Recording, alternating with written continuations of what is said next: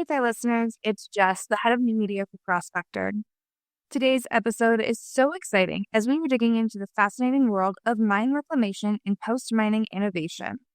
Our guest today is Dr. Peter Whitbread-Abrutat, the founder of Future Terrains International and a true pioneer in mining sustainability.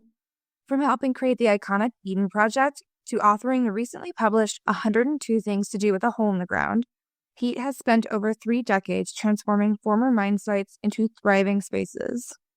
In this episode, he shares incredible stories of creative mine reclamation from around the world, including underground canoe adventures, innovative water treatment facilities, and even forest regeneration projects in Appalachia. I bet you all can guess how stoked I am for this episode. Emily and Pete explore how these projects aren't just about environmental restoration, but about rebuilding community connections and preserving cultural heritage. Now, let's join Emily and Pete for what promises to be a fascinating conversation. All right, Pete, welcome to On the Rocks. I'm so excited to have you with us here today. Thank you very much. Thanks very much for asking me along. Yeah, excited to share your story and your background with all of our listeners. I think it's so unique. So why don't you kick it off by just giving everybody an overview of how you came to be in this crazy industry? How did you end up here? That's a good question.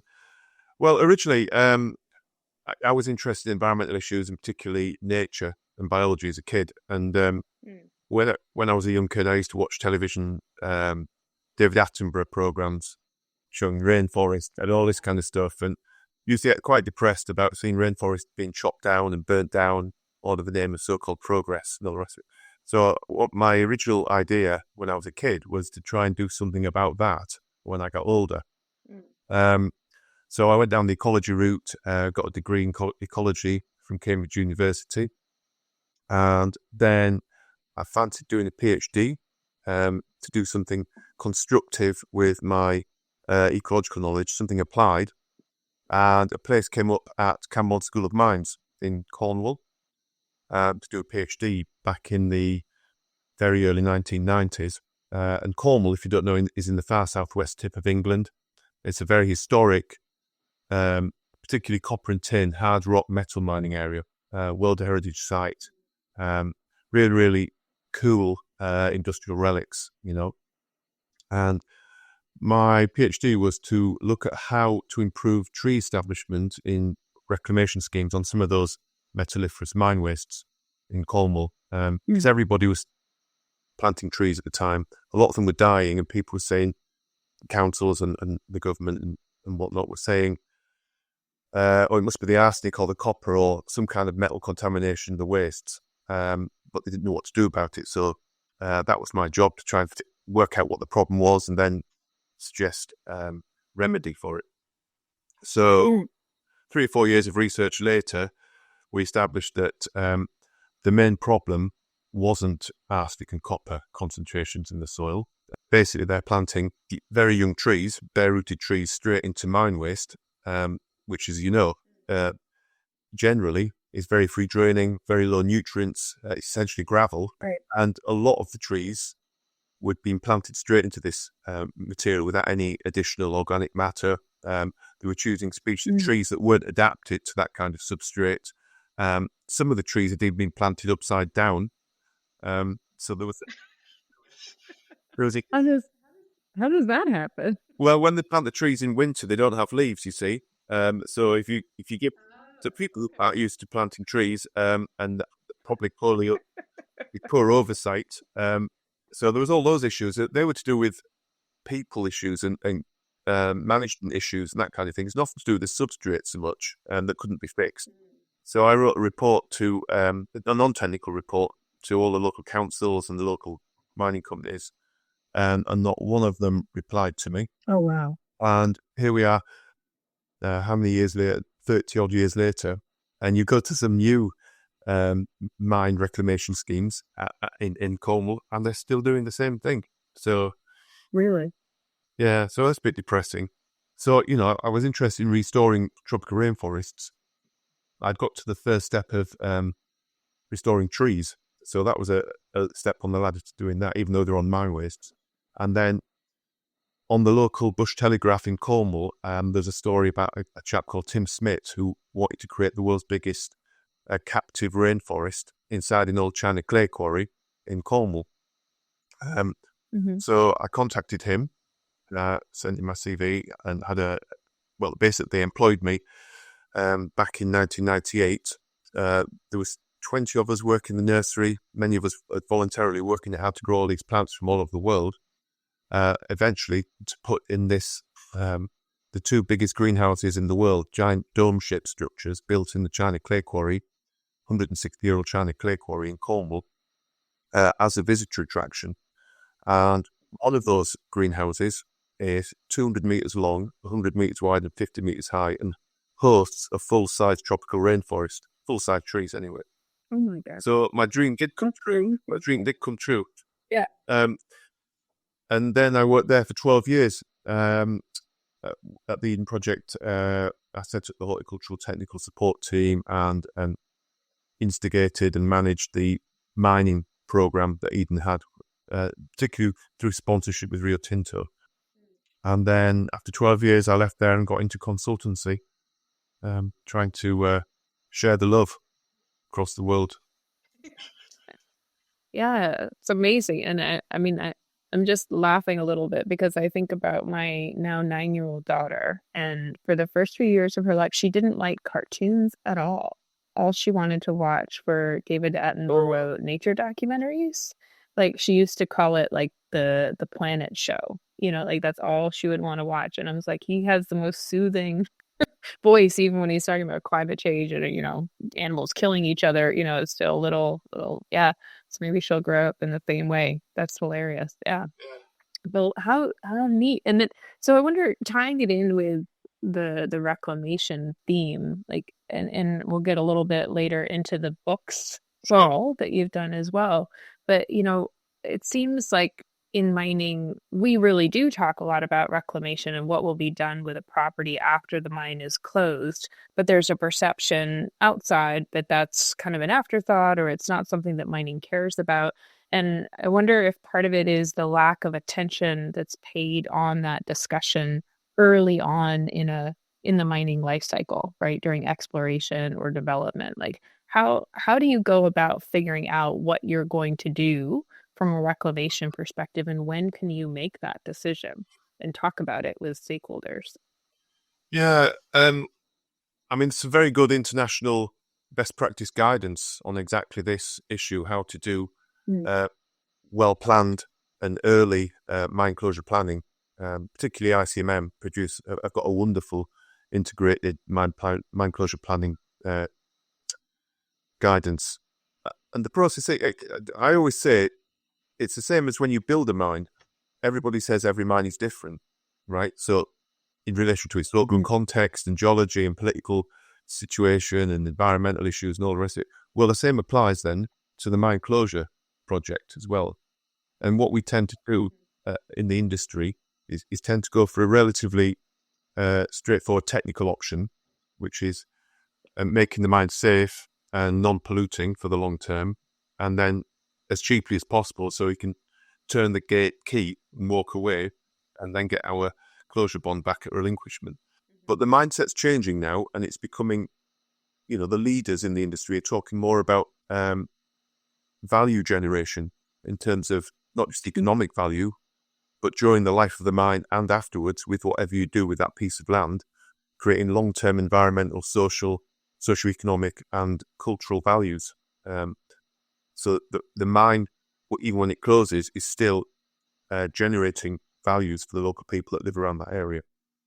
And how do you do that? Well, there's lots of things. One of the key ones is starting that planning and engagement. I prefer to call it participation. Start that early as possible in the mine life. The ICMM guidance talks about starting in the exploration phase, the very early stuff. And when the mine is designed, those early considerations and that contextual thinking and what the law says as well influence how you design your mine, where you place structures, what they're made of, all this kind of stuff, potentially for long-term use after the mine's closed. Because at the end of the day, it's probably cheaper and easier to hand a building over for a new use than it is to demolish it and decontaminate the land and all the rest of it. So, given the context. So, yeah, early planning, inclusive planning, community participation in that planning, and as an iterative process through the life of the mine, as the mine develops and the context changes, the mine plan has to keep up with that. Obviously, the funding, the bonding has to keep up with that as well. So that when you do announce closure, you've got a mine plan that's up to date, well funded, and ready to go. And is in match with any possible changes, I would think, as well, right? In what's gone on in the community throughout the life of that. Like, it can adapt as you... Exactly. As an iterative process, it has to be responsive to how that context around it changes. And you update the plan accordingly. And then, hopefully, the risk at the end, when you announce your closure, you know all the risks, have a better idea of what the risks are, and you've been managed properly. And hopefully doing things like progressive restoration throughout the life of the mine, so that the end closure cost is actually smaller, the risks are well known, so there shouldn't be too many surprises, and it should be a lot less painful operation to close that mine down. I mean, this is all theoretical, right? This. Right. I was going to say, and in real life, how do you see that actually happening? Well, is that a load of press?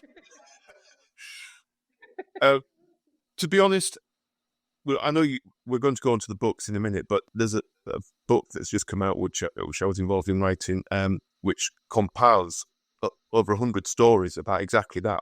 Some good news stories. But in general, they're the exception rather than the rule. I think, if you work in some of the places I work with some of the jurisdictions I work with some of the companies I work with that aren't always leading companies, there's still a long way to go in meeting normal practice, never mind best practice. That's quite a tricky thing to turn around, I think, because that's an awful lot of the global mining industry, those operations. The big leaders, the big global leaders, members of ICMM, who stand above the parapet quite a lot. They're still, I don't know what the percentage is, but they're probably less than half the global mining industry. So there's still a long way to go, and it's a very, very tricky problem to crack long term, I think. Yeah, I mean, I'm involved in leading a mapping program in Guyana, as some of our listeners may be aware. And what's really interesting for me was Guyana, and I hope to have some of the folks from the Guyana mining industry on this podcast too, because it's so fascinating, everything that they've done there and they're doing there. But it's one of the few places in the world I've worked where artisanal and small-scale mining is legal and embraced by the government, which I think is a wonderful thing. And I think it creates an incredible opportunity in many ways to grow that domestic mining industry, and also to encourage foreign direct investment or larger companies coming in to work more closely with a stronger domestic mining industry, right? But it also is really interesting because Guyana is also incredibly biodiverse, is very focused on, their low carbon development strategy and low impact mining. And it's such a different scale, right? Like, how do you, when we talk about reclamation, it's one thing, like you said, for a Rio Tinto or a BHP, where you've got this long planning cycle, you've got all this money put into reclamation bonds, but how do you handle it, when it's a small family operation that's been mining their land for decades, right? Or generations. And what does reclamation mean to them? Or, in places where, like you said, it's not the big companies, it's the smaller groups, the smaller companies, but that's in many ways much more impactful to the community because they're typically mining in their own community. There's totally different than the kind of NIMBYism issue maybe that you deal with the bigger players. Yeah. Yeah, no, I guess so. In that, we're jumping into your fabulous book. So 101 things to do with a hole in the ground, and now 102 things, right? So maybe it would be great just to start with, what are some of the cool examples that you do cover in the books? What are some things that really stand out at maybe different scales of mining or different places in the world that maybe mine in different ways? The first thing I would say about the book, it came out in July, it's called 102 Things to Do with the Hole in the Ground, but there's 111 stories in there because we can't count. And it's basically a collection of interesting, innovative, and creative ways that people have seen a closed or abandoned mine site as an opportunity to fix the problem on their doorstep and create new environment, social, economic, and cultural values for the future. So there's all kinds of, there's some huge scale projects in there down to really tiny little projects. So, one of my favorite ones in there, other than the Eden project, of course, in Cornwall, one of my favorites is there's a professor of art called John Sabro and his professor of engineering colleague called John Riefler at the University of Ohio, Athens. They came across this abandoned coal mine, acid mine drainage seep, and it happened to be the biggest one in Ohio, called the Truetown Seep, and contaminating, I don't know how many kilometers of river. I've been there and looked at it, and the river's dead for many kilometers. This guy, the professor of art guy, John Sabro, described himself as an environmental activist, meaning not necessarily a protester, but somebody who wants to fix a problem, right? As well as being an artist and an educator. So he came up with this idea and got his engineering colleague involved to collect the ochre coming out of the acid mine drainage and turn that into artistic pigments. People have been using ochre for thousands of years as a pigment, right? For cave paintings and face paintings and stuff. So they developed a technique where they collect the ochre out of the seep, and then they roast it at different temperatures, and then you can create some really high quality vermilions and browns and oranges that you mix with oil, and then create these wonderful, what they call reclaimed earth oil pigments. And they teamed up with the artistic paint manufacturer Gamblin and created a limited range, or limited run, I should say, of these pigments that you could buy in tubes. Really, really cool. And then you got loads of publicity around this all over the world. It's brought to the United Nations and all the rest of it.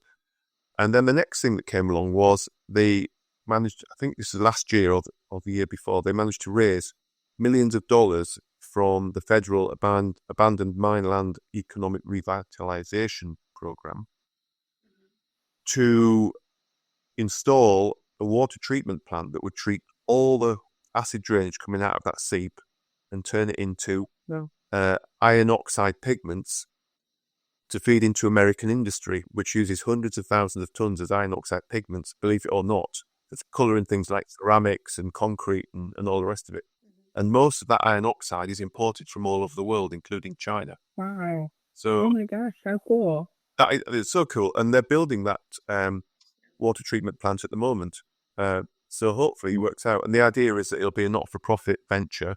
So any profits that do come out of it will be pumped back into trying to clean up other massive acid mine drainage seeps in that part of the world.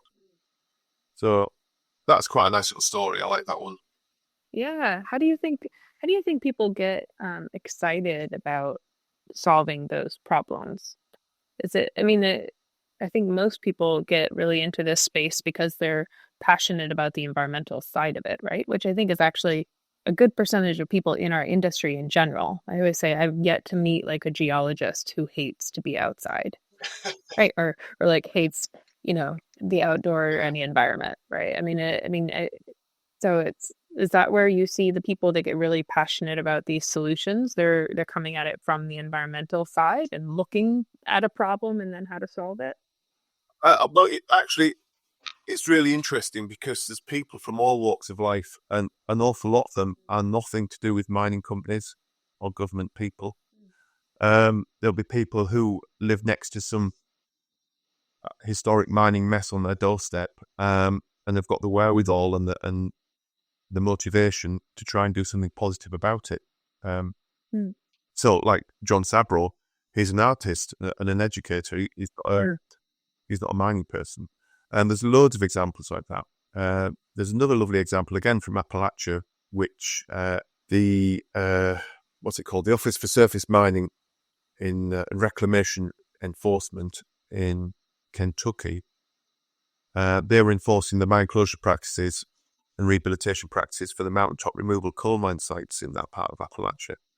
And one of the regulators, a guy called Patrick Angel, who is now retired, realised that the regulations that they were trying to enforce in terms of rehabilitation weren't working, and that the regulations were, which came out of SMACRA, the surface mining, whatever it's called. The regulation came out of SMACRA required the mining waste to be compacted, and then seeded with a quick-growing sward of thick grass, all to stop erosion. And the idea was that the hardwood forests, for which Appalachia is famous, would eventually just naturally recolonize. Well, that wasn't happening because the sward was too thick and competitive, and the substrate was too compacted, so nothing could get established. And he was having to enforce those regulations, and he saw that there was a problem there because the forest wasn't coming in. So he teamed up with the University of Kentucky, and they developed this new approach called a forestry reclamation approach that relieved the compaction, still complied with the regulations, but a different approach to comply with them, which relieved the compaction by ripping and planted trees directly into those ripped lines. And now they've planted tens of millions of trees across mountaintop removal coal mine sites across Appalachia, and they're aiming for 1 million acres of former mining lands. So there's a lot of work to do. But that's an example of innovation and lateral thinking coming from somebody's, a regulator, that saw that something wasn't working how it should and decided he was going to do something about it. So maybe as is probably usually the case within our industry, most of the answers are out there if we start to allow more people in. I think that's right. As opposed to trying to come up with all the solutions ourselves. I completely agree with that. What I say is there's no new problems. We all know what the problems are around closing a mine or environmental management or social regeneration. We know what the problems are, and there's very good examples out there where these problems have been fixed according to their local contexts. But what's missing is something that connects the person with the problem to the person or place with the solution a lot of the time. So there's a lot of reinventing the wheel going on, and time and resources being wasted. And if we can try and make those connections and improve communication between those two groups, I think you make a big step forward in practice.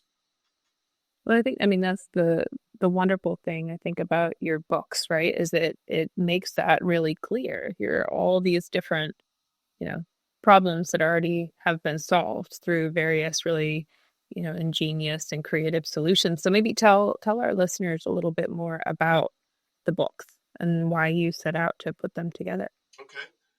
So if I rewind back to the start of this conversation, so I was involved in the Whitbread project, and as I said, it's an innovative reuse for an old mine site, creating a state-of-the-art educational garden, education about sustainable development, in an old quarry that was also a visitor destination, which attracts about 1 million people a year. So it's quite a big deal. And Rio Tinto came along sometime around 2000 or 2001, and we're interested in what we've done with this hole in the ground in terms of what they might learn from innovative and creative ways of reusing old mine sites. So we established about 10-year partnership between Eden and Rio Tinto, and one of the things that we looked at was other places and other stories around creative reuses of old mine sites.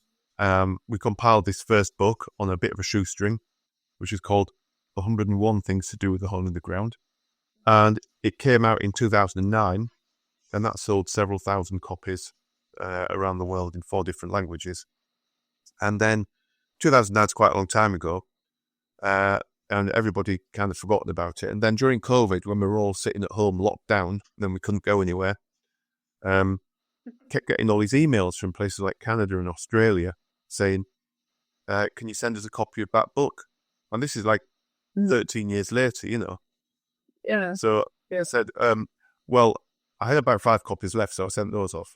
And then I said, I'm sorry, there's no more left. It's out of date, it's out of print, and, sorry. And it gave me a mind worm, and started thinking, maybe there's still a demand out there for this kind of thing. So I contacted my friend. By now, I've been working a long time on my own, in my own little company, Future Terrains. And I contacted my old friends at Easing Project and my old friends at Rio Tinto to see if they'd be interested in doing a follow-up or a second edition. And they both said yes. And so Rio Tinto generously sponsored this new book, as did Anglo-American, BHP and Newmont. And it's called 102 Things to Do with a Hole in the Ground. But it really covers 111? Yeah.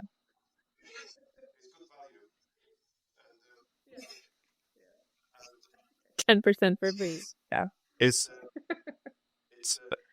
we had a bigger budget, we had more time, and I was actually able to travel quite widely to a lot of these. I think I travelled to about 70 of the 111 projects on the ground. Spoke to the people involved.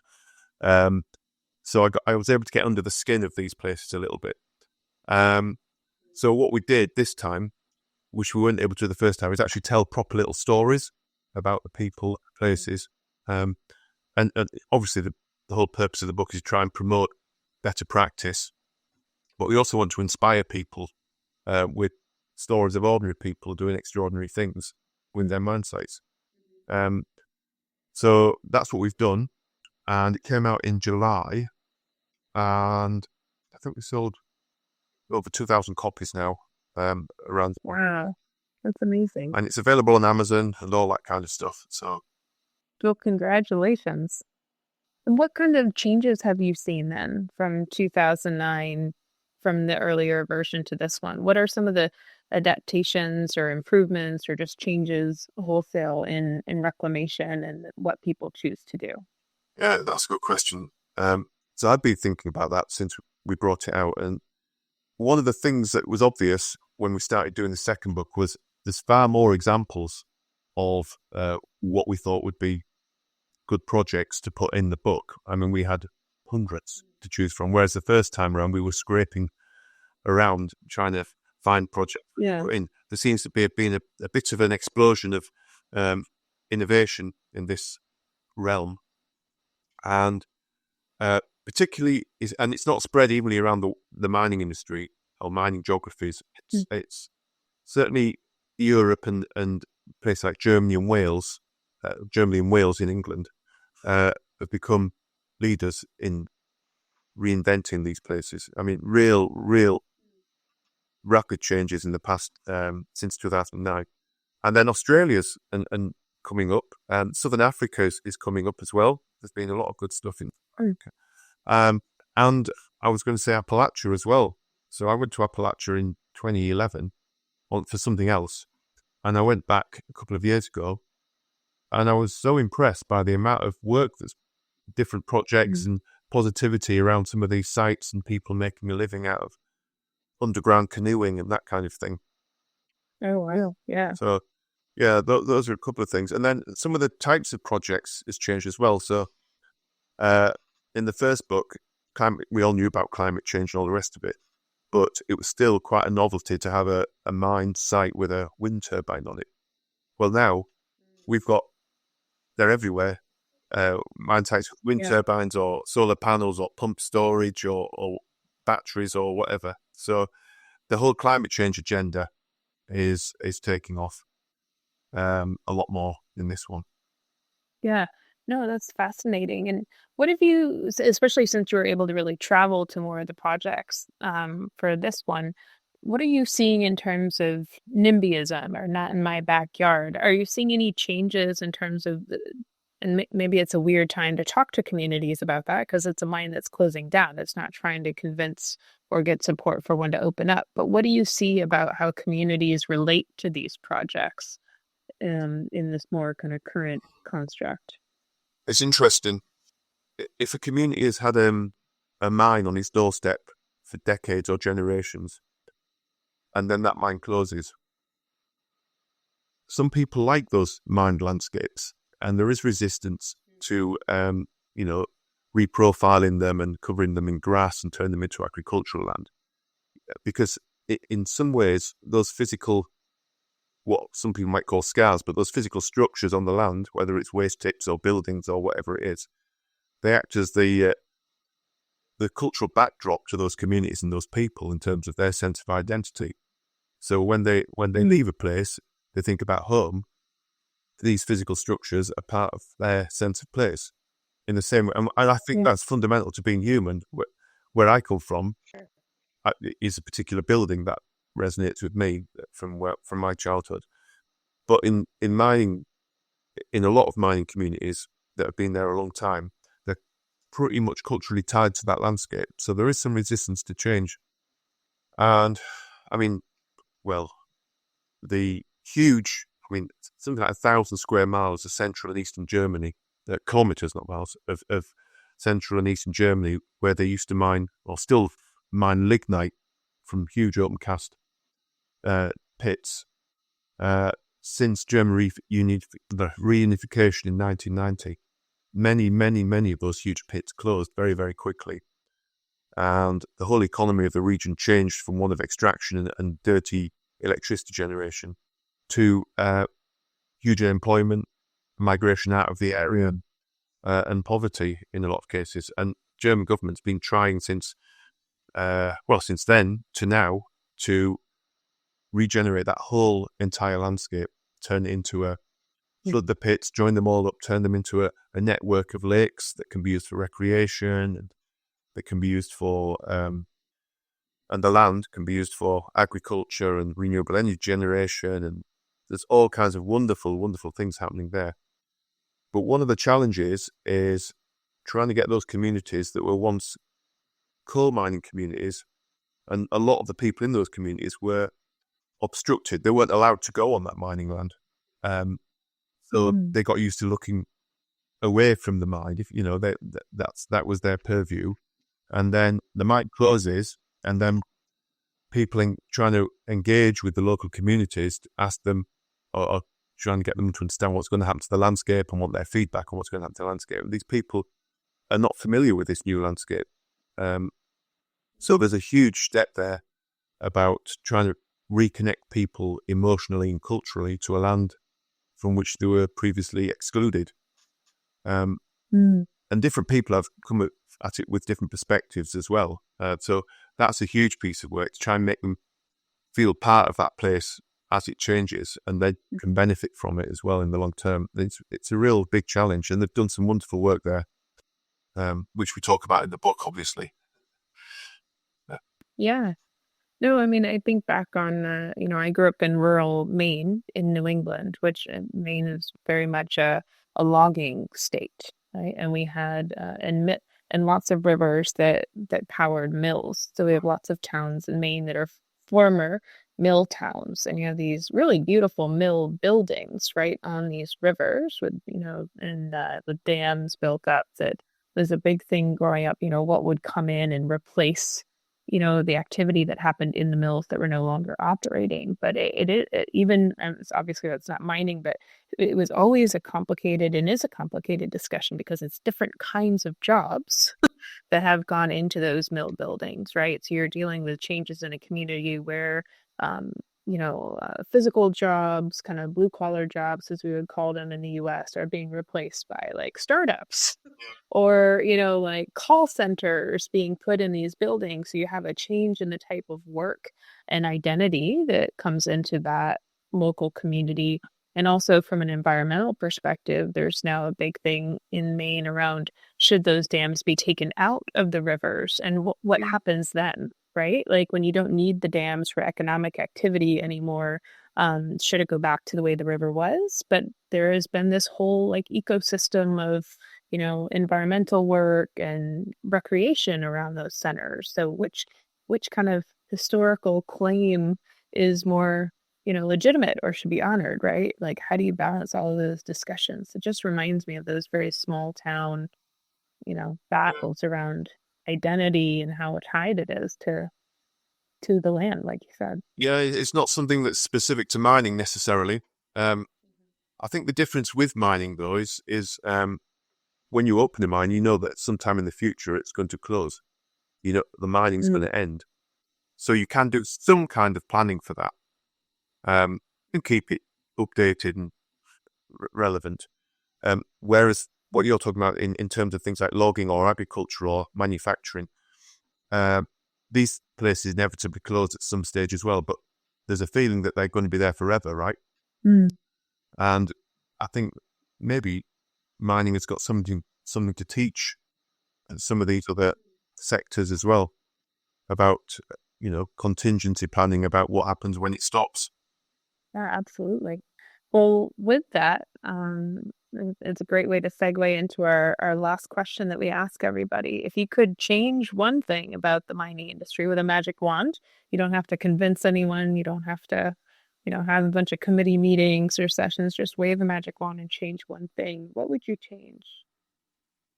So I think what I would like to change would be, I would like everybody who works in the industry, and I'm not just talking about mining companies, I'm talking about in government and in communities and suppliers and consultants and investors.